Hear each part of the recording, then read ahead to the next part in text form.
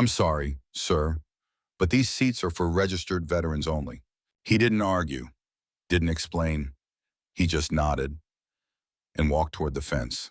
No one knew his name.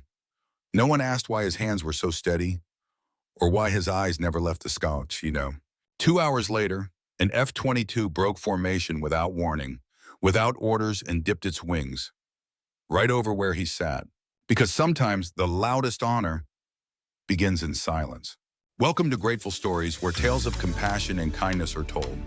Let's uncover what really happened. The skies over Dayton, Ohio, pulsed with the low, familiar thunder of jet engines. It was air show season, the kind of day that drew thousands, families, veterans, new recruits with crisp uniforms, children in plastic pilot helmets running with flag-stamped snow cones. Voices filled the air, cheers, laughter, camera shutters clicking like rain. Behind rows of shaded tents and metal barricades, the F-22 Raptor demo team was prepping for a performance that had taken months to choreograph. The announcer's voice boomed through mounted speakers, reading off flight stats and military trivia.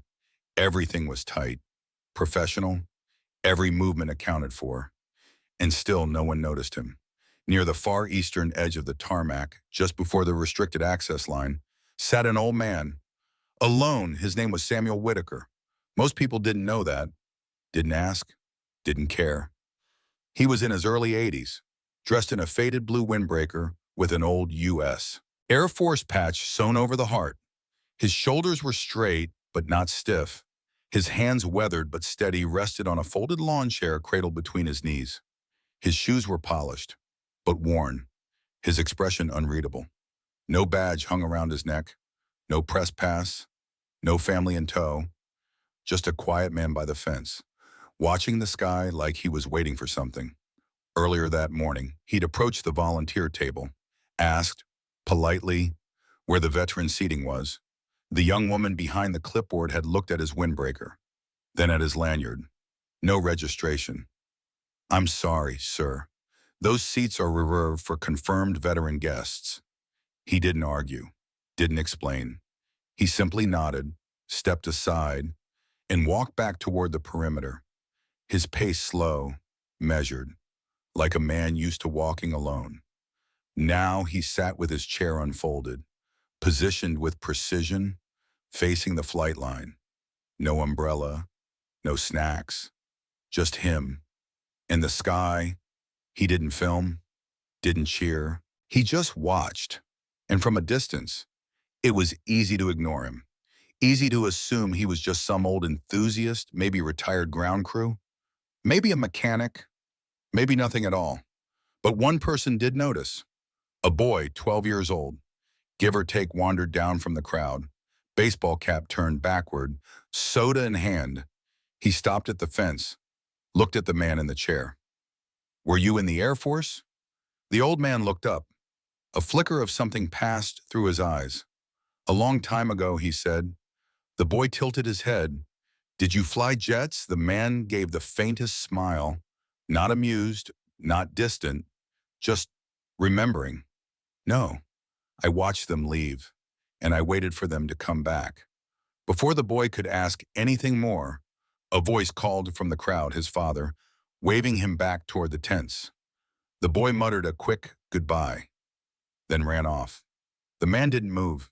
His eyes returned to the clouds, but someone else had seen the moment. Lieutenant Hayden Moore, standing behind the operations tent, binoculars around his neck, had caught the exchange.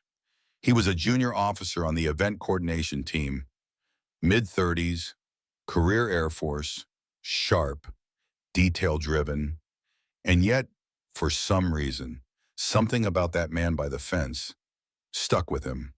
Hayden raised the binoculars again. The windbreaker was old, maybe 70s era, but beneath the large USAF patch, tucked near the seam, was something smaller, faint, a badge not many wore anymore, a single wing dagger over a lightning bolt, combat controller. Hayden's breath caught. He zoomed in tighter. On the shoulder, barely visible in the frayed fabric, was a ghost of a patch, round, with a silver star over a globe. Strategic Air Command. He stepped back, heart beating faster than it should. ESSEC had been disbanded decades ago. He opened his tablet, pulled up the archived veteran registry, entered what he knew: Combat Controller, Strategic Air Command, service period pre-1985. The list was short. He scrolled until one name stopped him cold. Lieutenant Colonel Samuel M. Whitaker, Combat Controller, Strategic Air Command Service in Vietnam, Laos, Cambodia, declared MIA for 6 days during a covert nighttime extraction, awarded the Air Force Cross for saving the crew of a downed Phantom under enemy fire with zero air support. Final line of the file: declined public ceremonies. Never gave interviews. Retired quietly in 1982. Hayden looked up slowly. Out at the fence, the old man hadn't moved an inch. Still seated, still steady, still invisible. But now, Hayden knew. And in the pit of his stomach, something stirred. Respect, guilt, urgency. He had no words for it yet, only the sudden, unmistakable understanding. They hadn't just overlooked a veteran. They were sitting 50 feet away from a legend, and no one knew it. Not yet, but that was about to change. Lieutenant Hayden Moore stood just outside the operations tent, his eyes still locked on the man by the fence. The crowd buzzed behind him, vendors shouting over each other, children waving tiny flags. The announcer read off times, unit numbers, flight paths, but Hayden barely heard any of it. He stepped back into the tent, found a quiet spot between radio chatter and checklist printouts, and tapped the shoulder of the man in charge of the afternoon's headline event. Captain Derek Monroe, lead pilot of the F-22 Raptor demonstration team, confident, focused, a technician in the sky. Monroe had flown through stadium flyovers and combat drills, but he ran his team like a symphony, tight, precise, never off tempo. "Captain," Hayden said, voice low, "I need to show you something." Monroe glanced over. "Didn't you?" Distracted. "You look like you saw a ghost." "I think I did," Hayden replied. They stepped aside, just out of earshot. Hayden turned his tablet, pulled up the file. He didn't explain. He didn't need to. Monroe scanned the screen slowly. Then again, "Samuel Whitaker," he murmured. "Yeah." Monroe's brow furrowed. "I thought he disappeared." "He did. Until today." They both turned and then looked through the tent flap, past the flight line, across the shimmering heat waves rising off the asphalt, to the east fence. Still there, still seated, still silent. Monroe closed the tablet. No press, no interviews, no medal ceremony.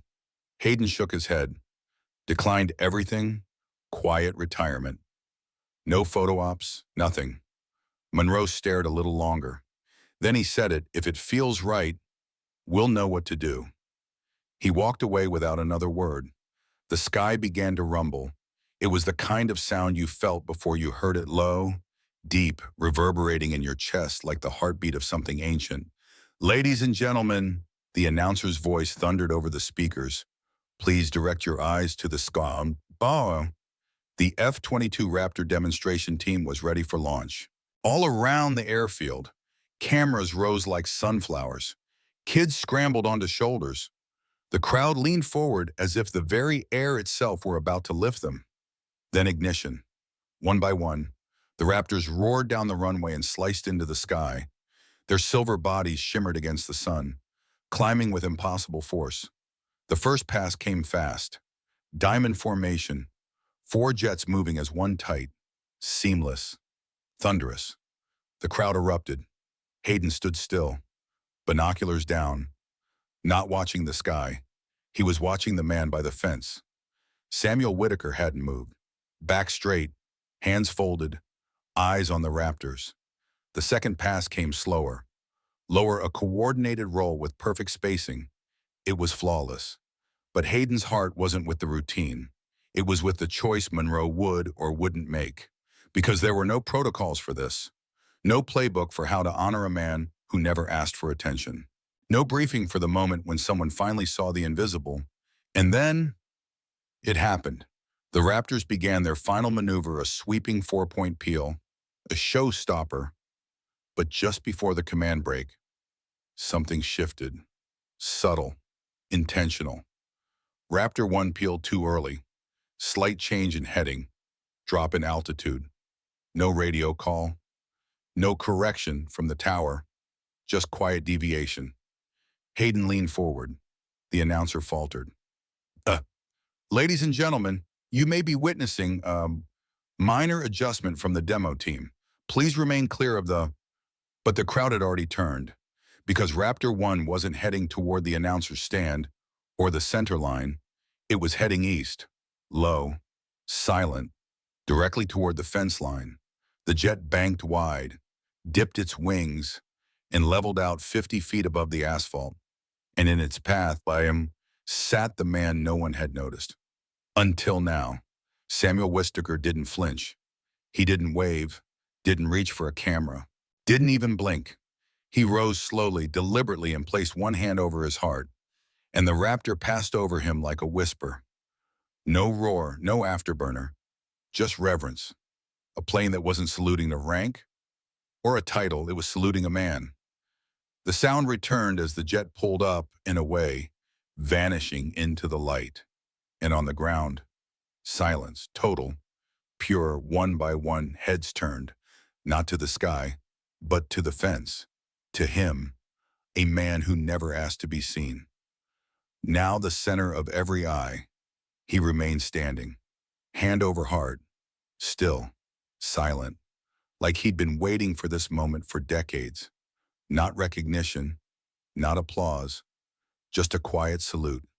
And for the first time all day, the sky over Dayton felt still, because something sacred had just passed through it, and none of them would forget. For a few long seconds, no one breathed, no one clapped, no one cheered. The announcer's voice, usually so quick and polished, cracked across the speakers. Ladies and gentlemen, that was a minor deviation by Raptor 1. No cause for concern. Please remain behind the barricades. We'll be resuming formation in just a moment. But no one heard him. Not really, because the jet had vanished into the sun, and all eyes had turned to the man who hadn't moved from the fence, the man who had stood alone all morning, who had asked for nothing, and finally was seen. Somewhere in the stillness, a junior officer stepped forward from the crowd, hat in hand. He didn't say anything. He just faced east, toward the fence, and stood at attention. Then another followed, then another. Within seconds, the entire honor guard rotated on their heels precisely, in unison, and turned their backs to the flight line. They faced Samuel Whitaker, not the jets, not the stage, him, and the air shifted. A woman near the concessions lowered her phone. A teenager removed his ball cap. A man in a wheelchair, dressed in Marine fatigues, raised a trembling hand in salute, and slowly, like wind rolling across a wheat field, the crowd began to rise, row by row. They didn't rise for the air show. They rose for him. Samuel stood still, his hand still resting over his heart. Then, gently, he let it fall. He turned toward his chair and began folding it, the same way he had set it up, carefully, deliberately. No rush, no fuss. When he was done, he clipped it to a small canvas pack, slung it over one shoulder, adjusted his cap, and started walking. Not fast, not proud, just steady. And no one stopped him. But everyone made way. A mother moved her stroller to the ceremony. A boy stepped back without being told. Two airmen standing by the security rail instinctively stood at attention. Samuel walked through the crowd like water finds its path, and the crowd parted like it knew, like it remembered. Hayden saw him approaching the staging tent. He stepped out, stood tall, chest tight, unsure whether to speak, but Sam didn't pause long. He slowed. Their eyes met. Hayden didn't salute, didn't reach for a handshake. He just nodded, and Sam returned it. That single nod carried more weight than any spoken word could have held. Then the old man kept walking, through the side gates, past the equipment trailers, into the distance. Gone. No fanfare, No name called, no medals pinned, but no one in that crowd would forget what they just witnessed. Not now, not ever. Down at the tarmac, the F-22s had landed, engines cooling, canopies lifting. Captain Derek Monroe climbed down from his cockpit and walked with purpose toward the control tent. Helmet off, flight suit unzipped halfway. His face was unreadable, stone steady, but eyes burning with something deep. He found Hayden waiting. Without a word, Monroe reached into the inside pocket of his flight vest, pulled out a small, weathered patch, dark green, faded threads, a unit insignia from another war. He placed it in Hayden's hand. "He saved my father," Monroe said quietly. Hayden looked up. Monroe continued, his voice like gravel. "Cambodia. 72, my dad was a young tech. Downed Phantom. They were pinned 4 hours. And then Whitaker showed up. No air support, no backup. Just him." He nodded once toward the sky. "Every time I've flown, I've carried this." Hayden looked down at the patch. It was torn along the edges. Faint blood stain near the bottom. The kind of relic that should be in a museum. But in that moment, it felt like a holy thing. Something sacred. Hayden didn't speak. He just closed his fingers around it, slowly, and held it. No one made an announcement.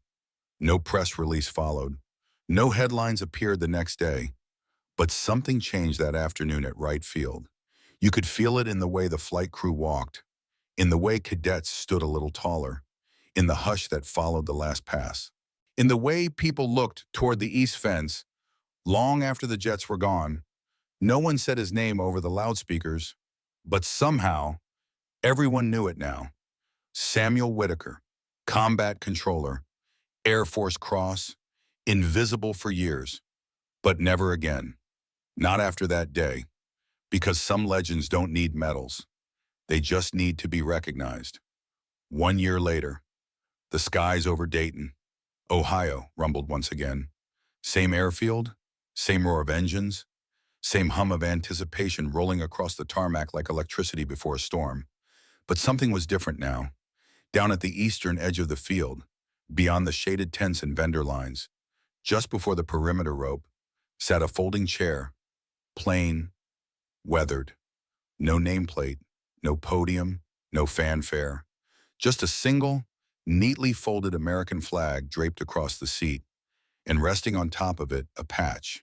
Green, frayed at the corners, combat controller insignia, the winged dagger still proud even in faded thread. Taped to the back of the chair was a piece of notebook paper, handwritten, black ink smudged at the corners by wind and sun, reserved for the ones who never asked. No one stood by it, no one guarded it, but everyone knew.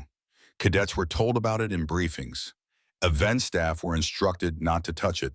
Pilots paused when they walked past just for a moment, just long enough, and the chair remained. Still, unmoving, watching the skoma, the crowd returned that year, just like always. Families, veterans, first-time visitors, old regulars. Many didn't notice the chair at first, but those who did never forgot it. A father pointed it out to his young son, speaking in a hushed tone. A woman in uniform left a coin on the ground beneath it, then walked away without a word. And as the announcer's voice rose again over the field, welcoming the return of the elite F-22 Raptor demo team, those who remembered began to look east, even before the first jet took off. The Raptors launched with the same impossible grace, flawless diamond formation, razor-sharp rolls, climbs that made the air itself seem thinner. But when it came time for the final maneuver, no one blinked. No one asked if something had gone wrong. Because now, the solo pass wasn't a deviation. It was tradition. Raptor 1 peeled away silent, smooth and dropped low, 50 feet above the fence. Wings level, nose dip up just slightly, passing over that single empty chair, and every eye followed. Not the jet, the moment. A moment that had no name in the program. But every pilot on that team knew it. Every cadet in training heard the story. If you see the wings level and the nose dip, it's for him. No official ceremony followed. No speeches, no banner. But year after year, that chair remained. And with it, something more powerful than a tribute. A memory, a promise. A quiet kind of monument built not with stone or steel, but with reverence, with a nod. A pause, a low pass that said more than words ever could, because some heroes never asked for the spotlight, never stepped on stage. They simply carried more than we'll ever know.